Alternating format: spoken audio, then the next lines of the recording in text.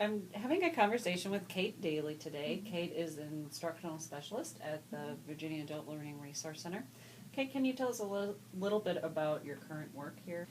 For the past 3 years, I've been working primarily on career pathways and plugged-in Virginia in particular. So before that, I worked kind of half and half with ABE, GED, and ESOL instruction, developing those workshops and professional development. But we're really changing the focus with plugged in to really emphasize a contextualized approach to work readiness, so really focusing on work programs. So I'm serving as the statewide coordinator for Plugged In Virginia and developing curriculum guides and an implementation guide and trainings on how to deliver contextualized workforce readiness programs for adult learners.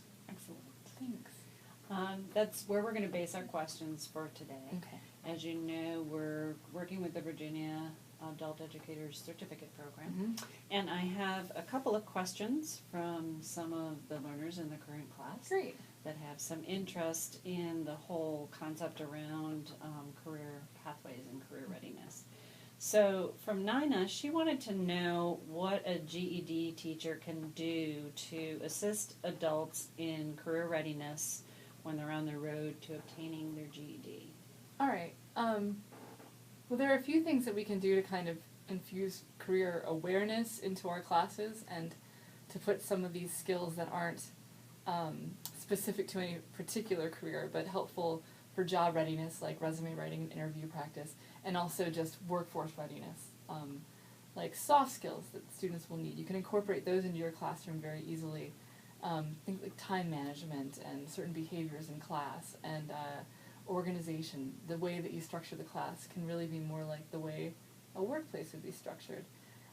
Additionally, incorporating goal setting and really incorporating the interests of the student into lesson planning and course planning can really help the student hone in on the skills that they're learning for their GED and how they really can relate to what they'll need later in the workforce and how to use those skills to either look for a job or get a job. So focusing instruction based on learner goals and interests is a big way to help them. I mean, it sounds simple, it sounds kind of intuitive, but really being explicit about it can help students realize that what they're doing in GED class can actually be a transferable skill to a job.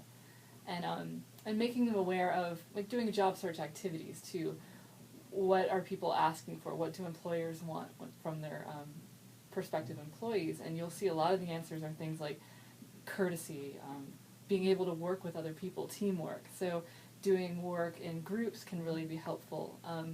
So a lot of it's just looking at maybe some want ads, really specific job applications and what people are looking for, and just adding some of those elements into the classroom, like being on time or certain ways of maybe making a plan for organizing your schedule or budgeting. All of these things are actually transferable skills for the workplace. Excellent. So suppose that I'm a teacher that is teaching some GED learners, and they have an interest in a very specific career area that I don't really know that much about. Right. Let's say, for example, the medical field. What is a good way for me to learn more about those kinds of specific skills a learner might need in that area? I've actually had to do this a couple times for things I have no idea about, like welding or pharmacy technician is the one I'm working on right now, and there are a lot of great resources that are very easy to access.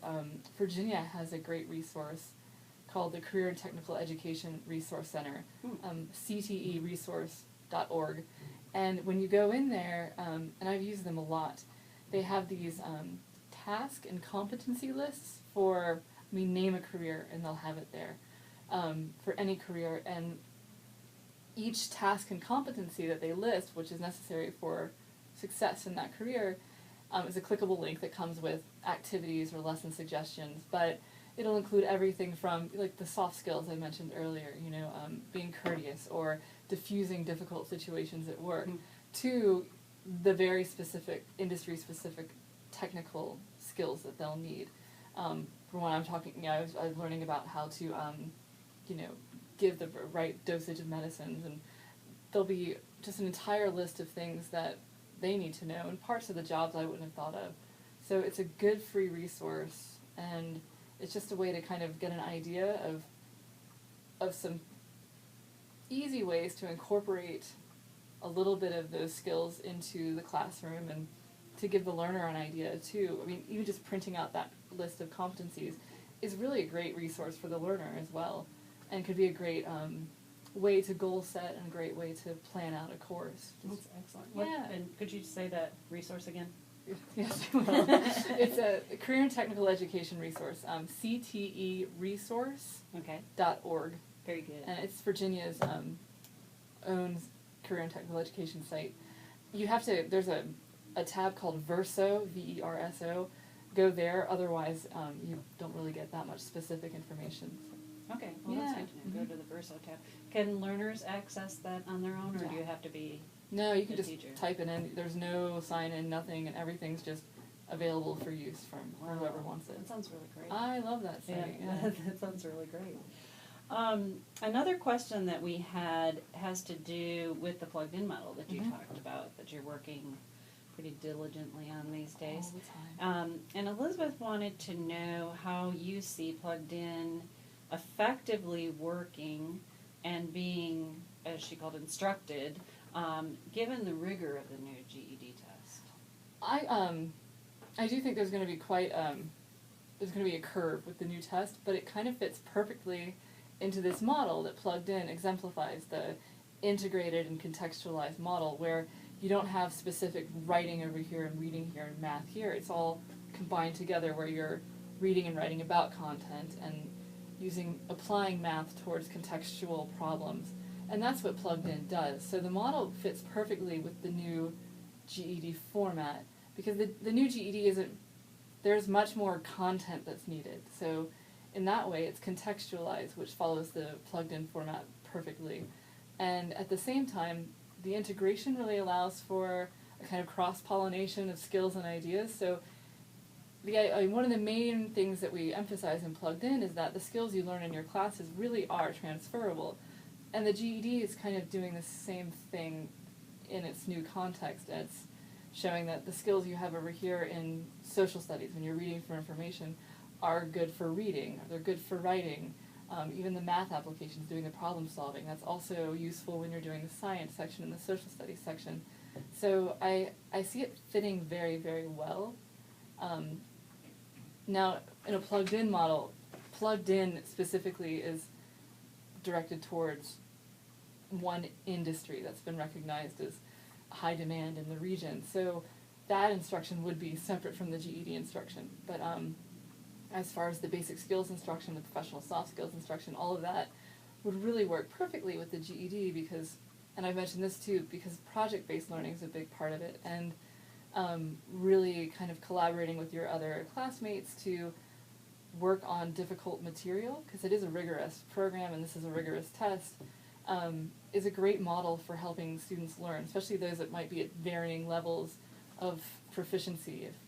If you have a group working together on a problem that incorporates, elements of reading and maybe elements of social studies, for example, and the new test is very content oriented. Mm-hmm. So if they're working together to solve a kind of social studies problem, because there is reasoning and critical thinking involved in the new test, that can help some of the weaker students, learn from each other, and help some of the stronger students hone skills they already have. So this model of kind of collaborative, contextualized instruction is a perfect fit for the new GED. I feel like I rambled a bit there. No. In the plugged-in model, the model previously, and maybe it's still remaining in place, has been a 6-month soup to nuts, get in, get out kind of model. Do you see that being sustainable? Yes, actually, for what it is, because we do have employer partners. So as long as employers need people to fill positions, then yes. We also have, would it be all right if I talked about pre-plugin? Absolutely. Okay. We also have developed we need a new name, But So, think of the So new you name know. for pre-plugged-in. we have this pre-plugged-in, because plugged-in Virginia, and like you said, it's a 6-month intensive, rigorous program where students are in class for at a minimum of 12 hours a week, which Wow. is hugely different than regular ABE GED classes. And it is industry specific and done with employers, so I think it is very sustainable because they get in and out, and there's not really a lot of time for them to lose the motivation, and our retention's been pretty high.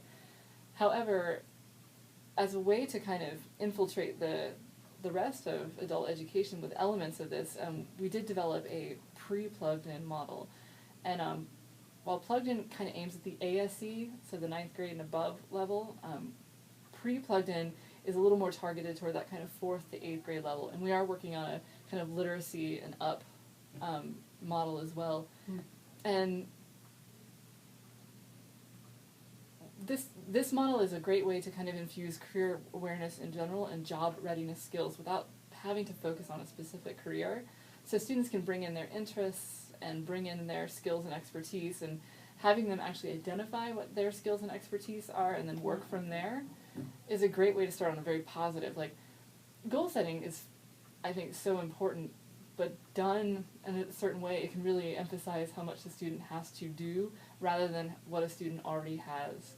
So it's important to really start with their interests and their skills, and then I think this model really builds on that, and it's a little more feasible for most programs because it doesn't require as much instruction. It doesn't require, like plugged-in requires post-secondary credits, so there's a partnering with either a community college or a technical school.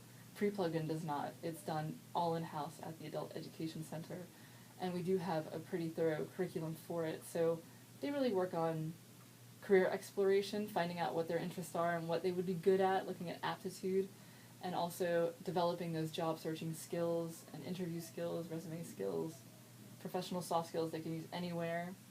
To bring it up again, the CTE Resource Center has a kind of skills for all industries collection, so that's a great place to start too.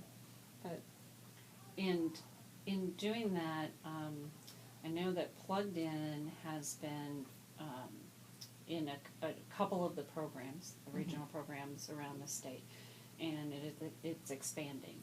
Is pre-plugged-in going to be designed to be available for any program, or are you going to have to apply for it to be able to do it? It's really kind of like it's more like a set of instructional strategies. So you can kind of take pieces of it. It's really just a model for integrating career readiness and workforce readiness into any ABE or GED class. There's a suggested kind of 9 hours a week if you can do an intensive program, but it would be easily done in 4 or 5 hours a week. You could get a lot of this in.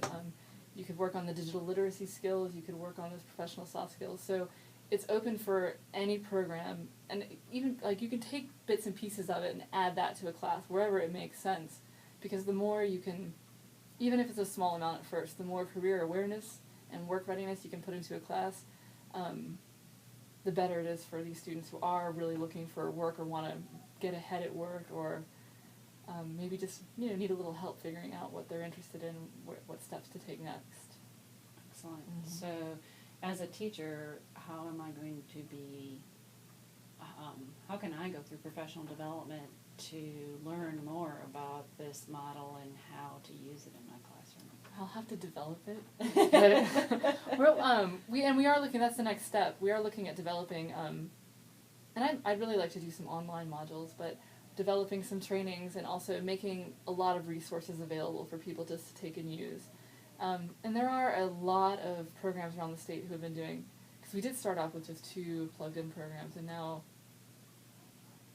we'll have over 12 this year around the state doing plugged-in Virginia.